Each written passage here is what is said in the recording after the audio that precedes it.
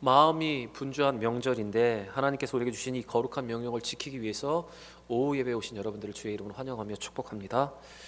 이 시간 우리의 마음을 드리는 만큼, 또한 분주하지만 우리가 하나님 앞에 더 집중하는 만큼 하나님 우리에게 더 큰 은혜를 주실 줄 믿습니다.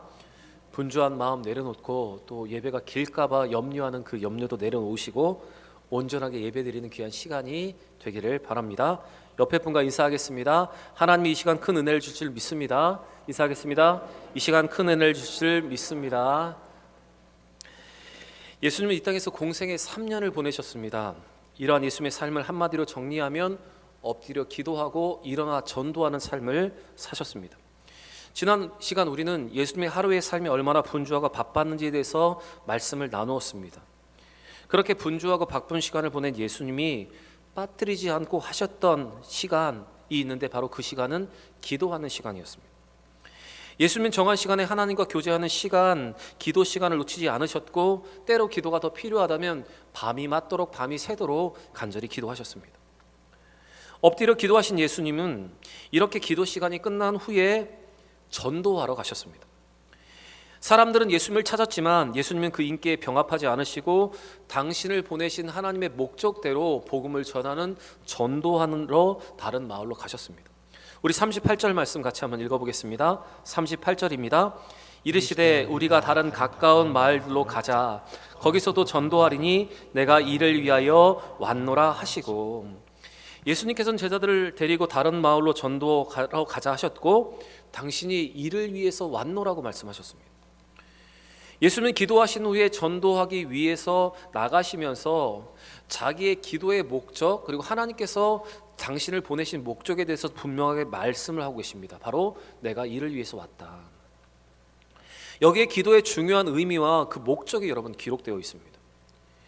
여러분, 기도가 정말 중요한 것은 기도가 전도를 위해서 가장 충족의 조건이기 때문입니다. 다시 말씀드리면 기도는 전도를 능력 있게 감당하기 위한, 하나님이 맡겨진 사역을 감당하기 위한 필요 조건이라는 말씀입니다. 예수님의 사역의 내용은 바로 복음을 전하는 것 한 가지였습니다. 이와 같은 예수님의 사역의 내용과 목표가 사실 지금 우리의 교회의 존재의 목적과 존재의 이유이기도 합니다. 여러분, 교회는 내가 이를 위하여 왔노라고 말씀하셨던 예수님의 말씀처럼 교회는 복음을 위해서, 전도를 위해서 존재하는 것입니다. 그렇게 교회는 전도하는 일을 잘 감당해야 합니다. 그래서 우리 교회의 남녀 연령대의 그 전도의 조직을 우리가 뭐라고 부르죠? 남전도회, 여전도회. 그래서 남전도회 1, 2, 3, 여전도회 1, 2, 3, 4까지 있죠. 그리고 이제 우리 집사님들이 새로 섰기 때문에 곧 4남전도회, 5여전도회가 생길 겁니다. 그런데 여러분, 그 이름이 뭐가 붙어 있죠? 전도회라고 붙어 있습니다. 그러면 전도회의 존재의 목적은 무엇입니까? 대답을 해주셔야 되는데요. 그래야 설교가 빨리 끝날 것 같은데. 네. 전도회의 존재의 목적이 무엇입니까? 전도하는 거죠. 네. 전도를 위해서 세워졌고 전도를 위해서 결성된 모임입니다. 그렇다면 여러분, 모여서 친교를 나누는 것도 참 중요한데 뭘 해야 됩니까? 전도를 하셔야 됩니다. 존재의 목적이 전도이기 때문에 여러분, 존재의 목적을 상실해서는 안 되는 것입니다. 그리고 교회의 존재의 목적도 이유도 분명합니다. 복음을 전하는 것, 바로 전도하는 것입니다. 교회의 본질적 사명도 영혼을 구원하는 사역이 바로 교회의 본질적인 사역입니다. 바로 교회의 존재의 목적이 복음을 전함으로 이 땅에서 한 영혼이라도 구원하는 것, 바로 그것이 목적입니다. 영혼 구원의 교회의 본질이고 다른 것은 그 목적을 이루는 수단이며 방법입니다. 예수님은 한 영혼을 온천하보다 귀하게 여기셨다고 말씀하시고 한 영혼이 하나님께 돌아오는 것에 대해서 관심을 집중하고 계셨습니다. 그래서 예수님은 그 관심을 가지고 병자들이 병을 고치시고 귀신을 내어 쫓으셨습니다. 그것이 34절의 기록인데 우리 자막을 보시면서 34절 같이 한번 읽어보겠습니다. 예수께서 각종 병이 든 많은 사람을 고치시며 많은 귀신을 내쫓으시되, 여기서 예수님이 당신 앞에 나오는 병자들과 귀신 들린 자, 소외된 자들을 만나셨고 병자들에게는 고침을, 귀신 들린 자에게는 노임을, 배고픈 자에게는 떡을 먹이셨던 것입니다. 바로 이것이 예수님의 사역의 방법이었지 여러분 목적이 아니었다는 사실을 우리는 기억해야 합니다. 그렇기 때문에 여러분 수단이 목적이 되어서는 안 됩니다. 그러나 때때로 교회 안의 일을 잘 보면 가끔 주객이 전도되는 경우가 많이 있습니다. 가끔마다 교회들을 바라볼 때마다 교회들이 그 본질을 잃어간다는 생각을 할 때가 많이 있습니다. 여러분 우리는 이것을 주의해야 하고 방법이 목적되지 않도록 교회의 존재의 목적을 잘 기억하고 전도를 감당하는 우리 교회가 되기를 원합니다. 그동안 우리 교회는 교회에 찾아오는 성도를 맞이하는 정도에서 이 전도를 만족하고 있었습니다. 그런데 이제 적극적인 전도가 우리에게 필요합니다. 오래 잃어버린 양도 찾고 마음 상한 양도 찾고 복음이 필요한 가족도 전도할 수 있는 한 해가 되었으면 좋겠습니다. 올해 많은 전도의 기회를 만들려고 합니다. 물론 그동안 계속해서 화요 전도대가 적극적으로 전도를 하였지만 그 외에도 잃어버린 영을 찾고 또한 자녀들을 위한 기도회를 통해서 부모님들을 전도할 수 있는 기회도 갖기를 원합니다. 여러분 많은 것을 도전할 때 우리가 엎드려 기도하고 일어나 전도해야 하는 교회인 것을 기억하시면서 이 전도의 기회에 함께 동참할 수 있는 우리 모든 대형의 성도들이 되기를 바랍니다. 사도 바울은 그의 영적인 아들 디모데에게 그리스도인으로서 가장 중요한 목표 한 가지를 전하고 있습니다. 우리 디모데 후서 4장 2절 말씀 같이 한번 읽어보겠습니다. 너는 말씀을 전파하라. 때를 얻든지 못 얻든지 항상 힘쓰라. 그리스도에서 가장 중요한 것을 디모데에게 가르쳐 주었는데 그것은 바로 말씀을 전파하는 것, 전도하는 것입니다. 여러분 우리가 그리스도인의 인생 가운데 가장 중요한 일은 바로 하나님께 영광을 돌리는 것이고 또 하나는 하나님이 기뻐하시는 전도를 하는 것입니다. 우리가 생을 다해서 하나님 앞에 갔을 때 하나님이 가장 기뻐하시는 일이 무엇일까? 하나님은 무엇을 가장 기뻐하실까를 한번 생각해 보았을 때 우리가 한 영혼의 구원을 위해서 얼마나 노력했는가, 하나님은 그것을 우리에게 물으시고 그것을 기뻐하지 않을까 저는 생각을 합니다.